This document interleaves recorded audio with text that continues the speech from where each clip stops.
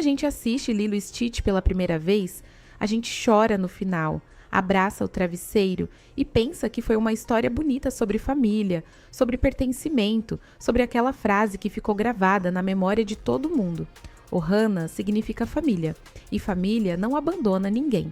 Mas e se eu te disser que essa história toda, do começo ao fim, foi orquestrada por um homem que nem deveria estar ali? Um homem que sabia exatamente o que estava fazendo. Um homem que usou uma criança de 6 anos, sozinha no mundo, como peça de um experimento do governo americano? Hoje, no lado B do desenho, a gente vai fundo num buraco que a Disney nunca quis que você encontrasse. Hoje, a gente vai provar que o Cobra Bubbles não foi ali para salvar a Lilo. Ele foi ali para controlar o monstro mais perigoso do universo sem gastar um centavo, sem disparar um tiro e sem deixar rastro. Fica comigo, porque esse vídeo vai mudar a forma como você assiste esse filme para sempre. Antes de qualquer coisa, deixa eu te fazer uma pergunta simples. Pensa comigo no seu trabalho, na sua rotina, no dia a dia. Quando a empresa manda um gerente de contas sênior com 15 anos de experiência, treinado em negociação internacional e gestão de crises, para resolver um problema de uma filial pequena, numa ilha, no interior, você acha que é coincidência? Você acha que é porque era o único disponível? Claro que não. Quando mandam um cara grande para uma situação pequena, é porque a situação não é pequena. É porque tem alguma coisa acontecendo ali que eles não querem que vaze. É exatamente isso que acontece com o Cobra Bubbles. O cara é enorme, usa terno preto impecável, óculos escuros em pleno sol do Havaí, fala com aquela voz grave de quem não faz perguntas, faz afirmações. Não é um assistente social típico. Não tem nada de típico nele. E o próprio filme confirma, lá no final, que ele trabalhou para a CIA. Ele foi o agente que estava em Roswell, nos anos 70. Roswell. O lugar onde os registros oficiais dizem que um balão meteorológico caiu, mas onde qualquer pessoa com 2 neurônios em contato sabe que as histórias extraterrestres começaram de verdade. Esse é o currículo do homem que apareceu na porta da casa da Lilo. E agora, pensa na linha do tempo.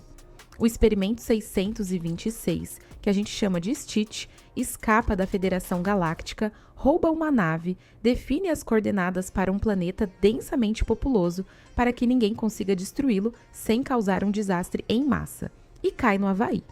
Isso tudo acontece no início do filme. E no mesmo período, sem nenhuma explicação narrativa, sem nenhuma coincidência conveniente apontada pelo roteiro, o Cobra Bubbles aparece para fazer uma visita de rotina à família Pelecai. Uma visita de rotina. A assistência social do Havaí enviou um ex-agente da CIA para uma visita de rotina. Pensa bem nisso. Você já foi chamado pelo seu chefe para uma reunião importante e ele disse que era só para tomar um café? Pois é, nunca é só para tomar um café. E a visita do Cobra Bubbles nunca foi de rotina. O governo americano monitorava o espaço. A NASA existe, os projetos de defesa espacial existem. E se existe uma coisa que a CIA faz muito bem, é coletar informações antes de todo mundo. Quando o Stitch entrou na atmosfera, alguém viu. Quando a nave caiu no Havaí, alguém registrou. E quando perceberam que a criatura estava viva, que tinha sobrevivido ao impacto, que tinha escapado para as ruas de uma cidade real, eles mandaram o melhor que tinham. O Cobra Bubbles não foi ao Havaí por causa da Lilo. Ele foi ao Havaí por causa do que ia aparecer na vida da Lilo. E por que a Lilo? Porque o Stitch foi parar no canil. E por que uma criança solitária, excluída pelas colegas, sem amigos, sem pai, sem mãe, com uma irmã mais velha que está quebrando a cabeça para pagar as contas? Uma criança assim tem uma probabilidade enorme de se conectar com qualquer coisa que apareça na vida dela. Qualquer coisa. Mesmo que seja um monstro azul com 6 patas, antenas e dentes demais. O Cobra Bubbles sabia disso. Alguém na cadeia de comando sabia disso. E deixaram acontecer. A cena do canil é uma das cenas mais bonitas da animação da Disney. A Lilo entra, passa por todos os cachorros simpáticos, fofinhos e escolhe o único ser que parece assustador, que parece perigoso, que parece errado para aquele lugar. E todo mundo que assiste acha que é a excentricidade da Lilo, é o coração enorme dela, é a magia da amizade improvável. Mas o que o lado B do desenho está te dizendo hoje é que essa cena também pode ser lida como um momento em que o experimento do Cobra Bubbles começou a funcionar exatamente como planejado. Porque pensa bem, se o Stitch foi programado geneticamente para destruir coisas, para ser uma arma biológica, para ser o ser mais destrutivo do universo, o que você faz com ele? Você manda um exército e ele se regenera, cresce e devasta tudo. Você o captura e ele quebra qualquer estrutura que você colocar em volta dele. Você não consegue matar porque a tecnologia de criação dele foi projetada para sobreviver a qualquer ataque. Então, o que sobra? Você encontra a única coisa para a qual ele não foi programado. Você o expõe ao afeto. Você o coloca em contato com uma criança que não entende de medo, que não entende de ameaça, que só entende de amor e de família. E você assiste. Agora, para um segundo. Esse canal existe porque a gente acredita que toda animação tem um lado que os adultos esqueceram de olhar, um lado que a Disney não anuncia na capa do DVD. E se você está aqui, você também acredita nisso. Então, hypa esse vídeo para mim agora, deixa o seu like, comenta aqui embaixo o que você já suspeita sobre o Cobra Bubbles, porque o algoritmo precisa entender que esse tipo de conteúdo tem valor. E você se inscreve no lado B do desenho para não perder o próximo arquivo que a gente vai abrir. Agora, bora continuar. Durante todo o primeiro e segundo ato do filme, o Cobra Bubbles funciona como um antagonista. É ele que ameaça tirar a Lilo da Nani. É ele que aparece nas piores horas, sempre que algo deu errado por causa do Stitch, sempre que a casa está destruída, sempre que tem evidência de caos. E a leitura emocional que o filme te vende é que ele é o obstáculo burocrático, o homem frio do sistema que não entende o amor e a conexão que a Lilo está construindo. Mas o lado B dessa leitura é completamente diferente. O Cobra Bubbles estava testando. Cada visita era uma coleta de dados.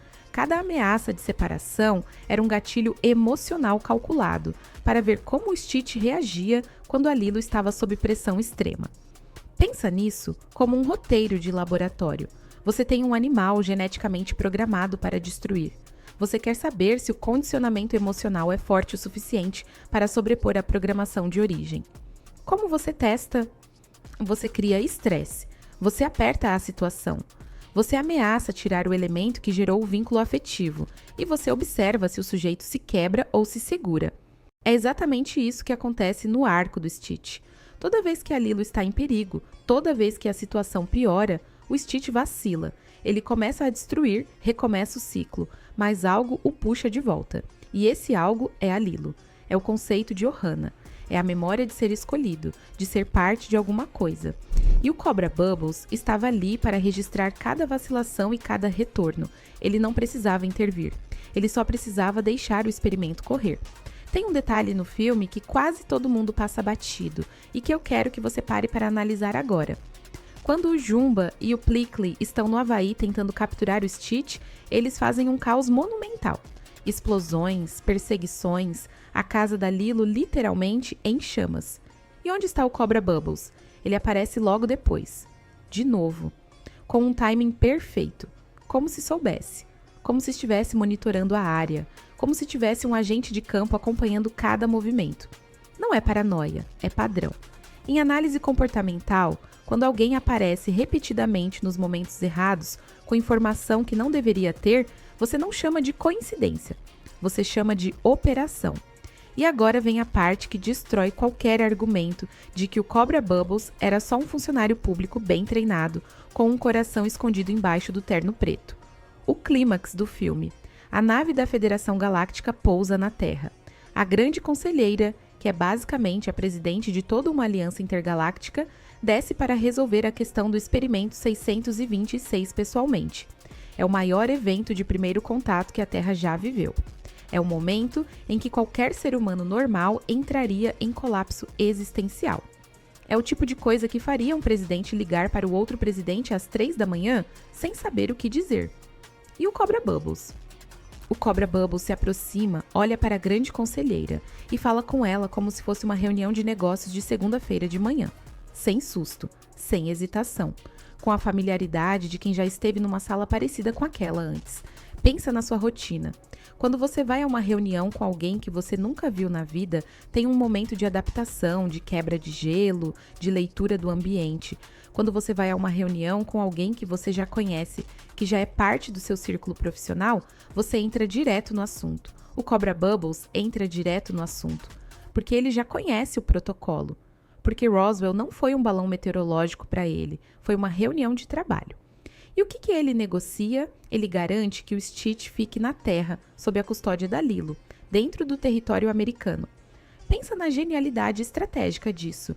O ser mais destrutivo do universo, que nenhuma força militar conseguiria conter, que custaria bilhões em operações de captura e contenção, agora está voluntariamente vivendo numa ilha do Havaí, vinculado emocionalmente a uma criança humana, sem nenhum custo operacional para o governo.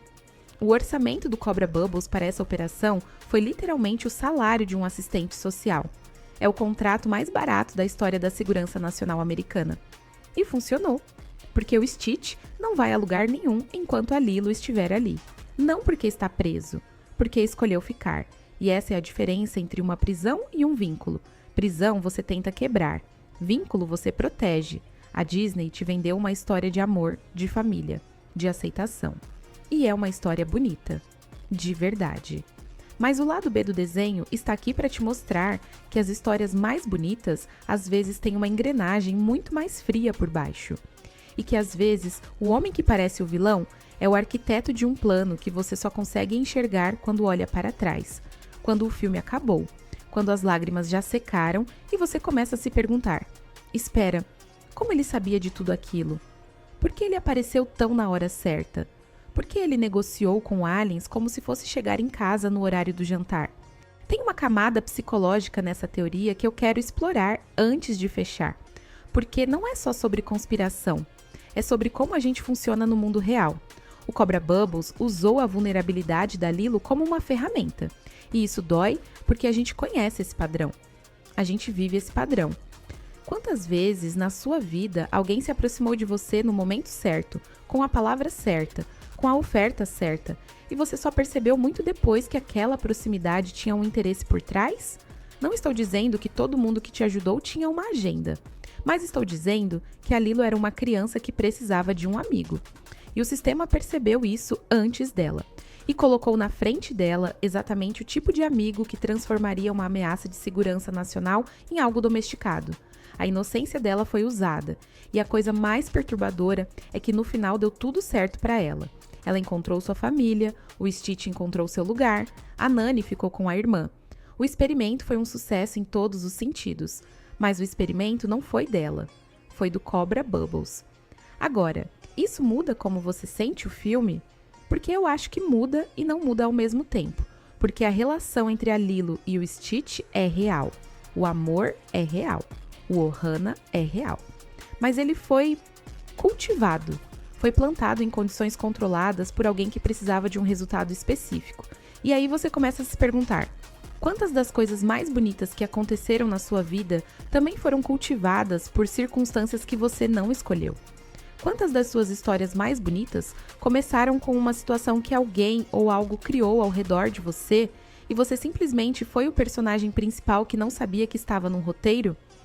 Esse é o tipo de pergunta que o lado B do desenho gosta de deixar na sua cabeça.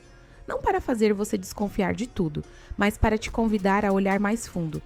Porque a história que está na superfície de qualquer coisa, de um filme de animação, de uma promoção no trabalho, de um relacionamento, de uma política pública, raramente é a história completa.